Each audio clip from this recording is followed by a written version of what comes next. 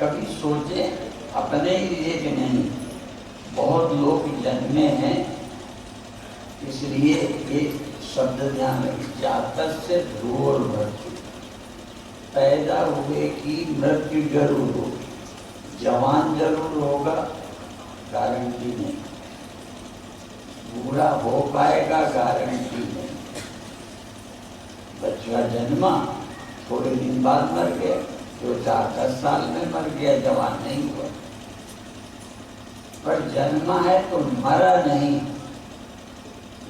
इसलिए पैदा हुए कि मृत्यु जरूर होगी, जवान जरूर होगा नहीं कहा, बूढ़ा जरूर होगा नहीं कहा, विवाह शादी जरूर होगी नहीं कहा, पुत्र जरूर होगा नहीं कहा, पैदा हुआ तो मरेगा जरूर। इसलिए आध्यात्मिक ज्ञान प्राप्त करो, शरीर बचाने की जादूगरी के चक्कर में नहीं पड़ो। बचे अच्छी बात है, और विशेष करके इसकी रक्षा भी करो जब तक, क्योंकि मनुष्य का शरीर सत्य की उपलब्धि के लिए,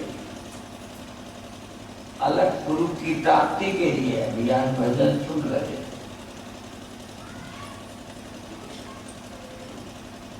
वही सुनी आवत पानी में मीन प्यासी, आखिरी लाइन अलग स्वरूप अविनाशी को सुना। मैं वहां था, ये अलग स्वरूप, ये जो नजर आते हैं ये लक्ष्य स्वरूप, जो लक्ष्य नहीं पड़ता वो अलग है। और हम लोगों के एक कीर्तन गाते थे, सतगुरु ने अलग अलग आया। अभी आप गीता से भी सुन रहे थे, समम सर्वेषु भूते, अर्थात नाशी तो सबको दिखाई पड़ता है बिना गुरु के।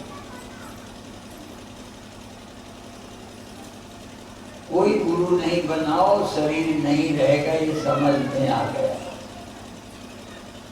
जागृत स्वप्न सुषुप्ति अवस्थाएं चली जाती हैं, जो सदा रहता है वो कौन है? हम उसी में रहते हैं। इसलिए भजन का ख्याल, पानी में मीन प्यासी, गाय के लिए पानी की। हम अविनाशी चाहते हैं और अविनाशी में रहते हैं। अलग पुरुष सबके अंदर है, पर हम जो दिखाई देता है इसी में उलझे। और इंद्रियां हैं, मन है, तो जगत सहज दिखाई देता है, पता चलता है। छोटे से बच्चे, छोटे बच्चे ने बोलना बाद में सीखा, आंखें खोली तो कुछ दिखा। हम जैसे बच्चों को नोट बांटते, बच्चों को नोट खाना नहीं, उन्हें पता भी नहीं, लेकिन वो पकड़ लेते। उन्हें लेना बचपन से आ गया, लेना आया मुंह में डालना आया। काम की चीज नहीं तो भी मुंह में डालेंगे, छोटे में। सयाने में तो फिर जो डालने लायक है वो डालेंगे, नहीं तो नहीं डालेंगे। ये बात अलग है कि कुरीतियों का शिकार होकर नशा भी तो मुंह में डालने लगे। और हम लोग कहते हैं, यद्यपि आप नहीं करते होगे, बधाई के पात्र हो, पर फिर भी है नशा बुरा जंजाल, न आदत का को सुन के जाना, नसीहत पर ध्यान लगाना।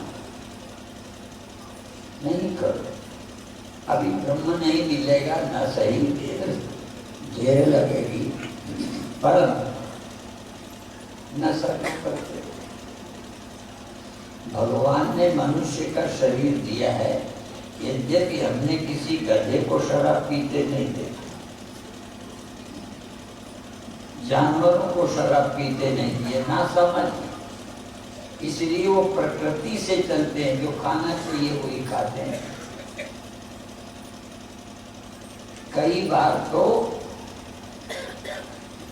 राजाओं के समय पर लोग जहर न दे दें, इसलिए वो जहर खाने का अभ्यास करते थे कि कोई दे भी दे तो जहर का असर ना हो।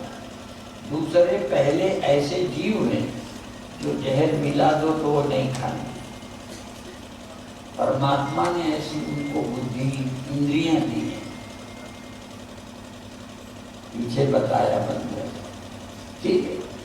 लेकिन मनुष्य को ये कुछ नहीं, मनुष्य को ऐसी नाक नहीं दी।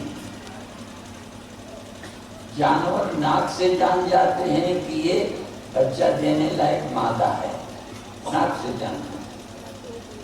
मनुष्य को कुछ भी, जितनी सामर्थ्य इंद्रियों को परमात्मा ने जानवरों को दी, कुत्तों को दी, कुत्ते तो सीआईडी होते हैं,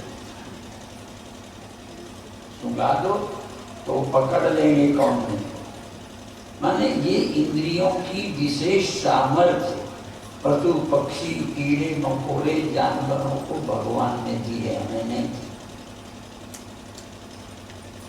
भगवान ने जानवरों को जुगाली करना, खा लेंगे, पेट का चारा मुख में लाकर जुगाली करके निकलेंगे, पता नहीं वो जुगाली करके कहाँ ले जाते हैं, नया वाला कैसे लाते हैं।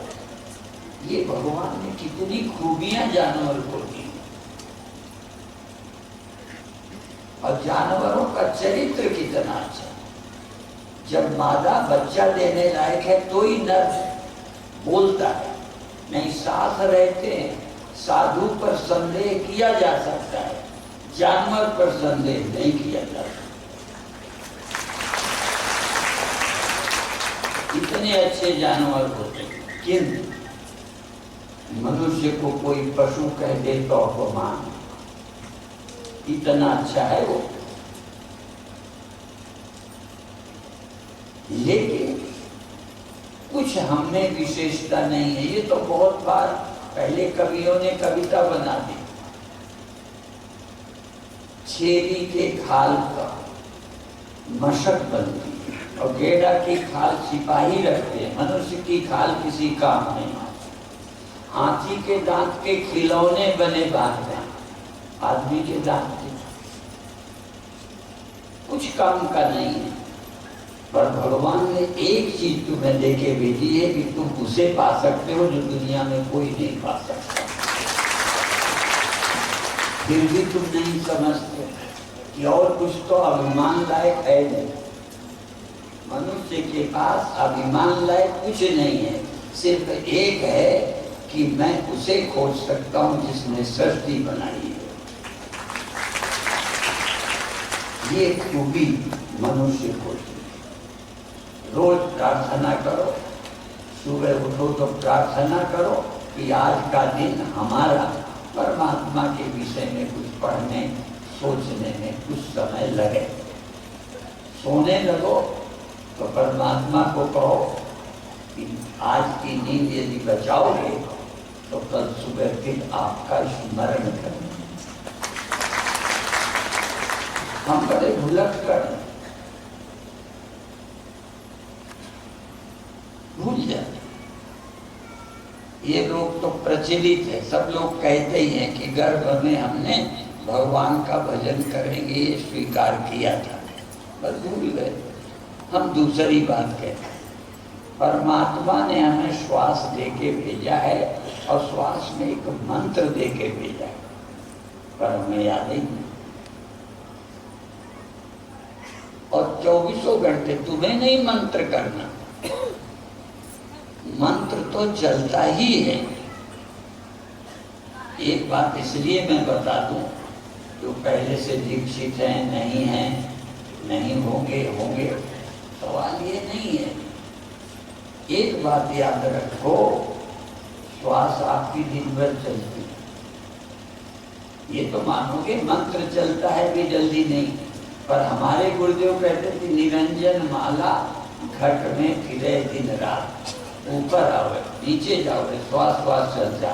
संसारी नर समझत नहीं तासे उमर विधात, निरंजन माला घट में फिरे दिन रात। जो योगी जन ध्यान लगाओ, बैठ सदा प्रभात, ब्रह्मानंद परमानंद, अखंडानंद, दिव्यानंद। जो योगी जन ध्यान लगावे बैठ सदा प्रभात, ब्रह्मानंद मोक्ष पद पावे आवागमन नशा।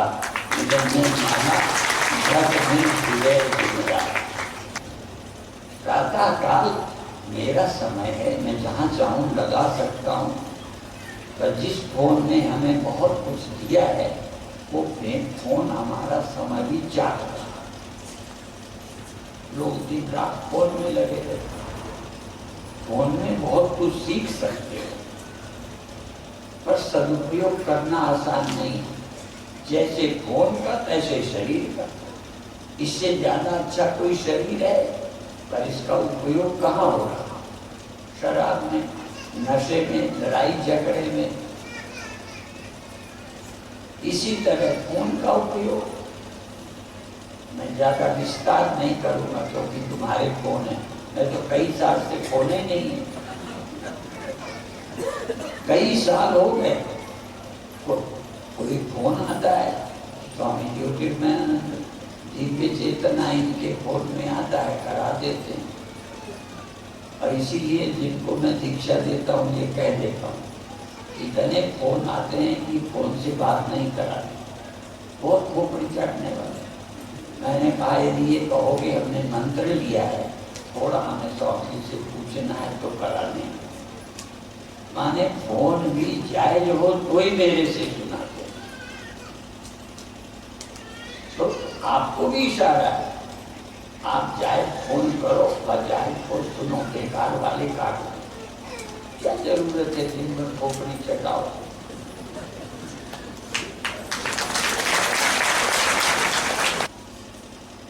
आपके पास पैसा, एक बार शादी हुई तब मरा, हम लोग बाहर आए थे, एक गरीब लड़की ऊपर आई, उसको गोदी से उठा लिया, बजा लिया, जूते कपड़े अच्छे पहना के। अभिप्राय है हमें पैसा है।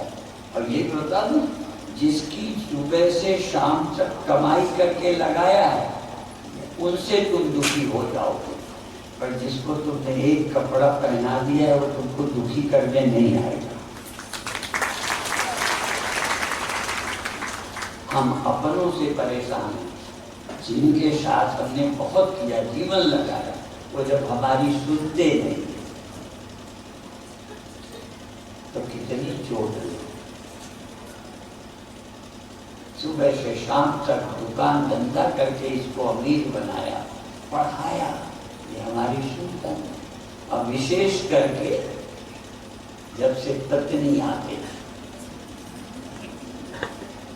वो जैसा कहती है तैसा करता है।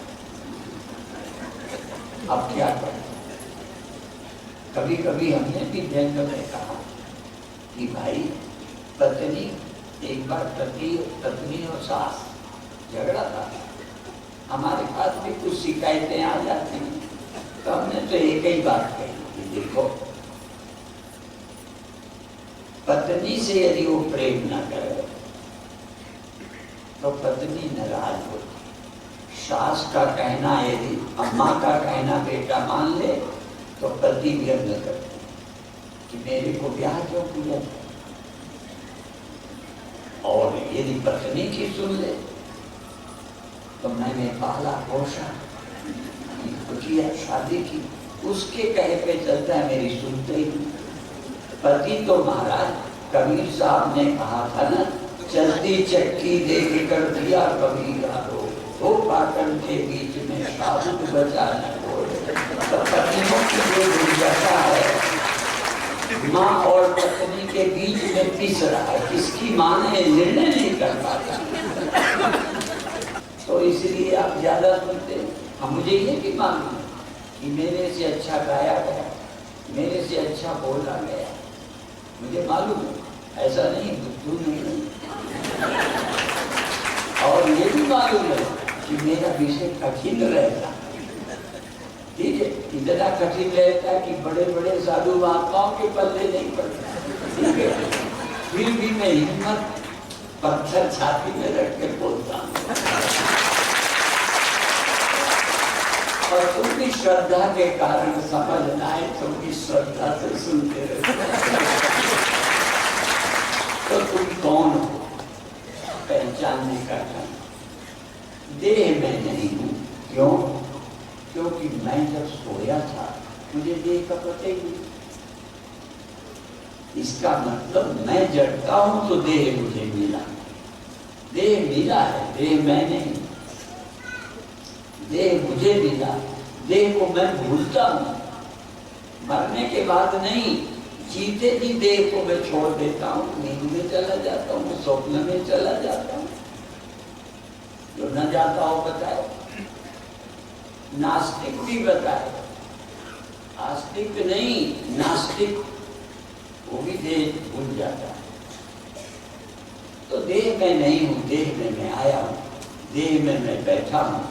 देह मुझे किसी काम के लिए मिला और देह में छोड़ूंगा। देह में मैं रहने नहीं आया। कई लोग विदेश जाते हैं, कुछ वर्ष कमाई करके चले जाते हैं, धन भी आ जाता है, फिर भारत में रहने लगते हैं। तो ऐसे ही कुछ दिन को आए हैं, यहाँ हम ऐसी कमाई करें जो वहां तक ले जाए। विदेशी लोग मकान लेके नहीं आ सकते।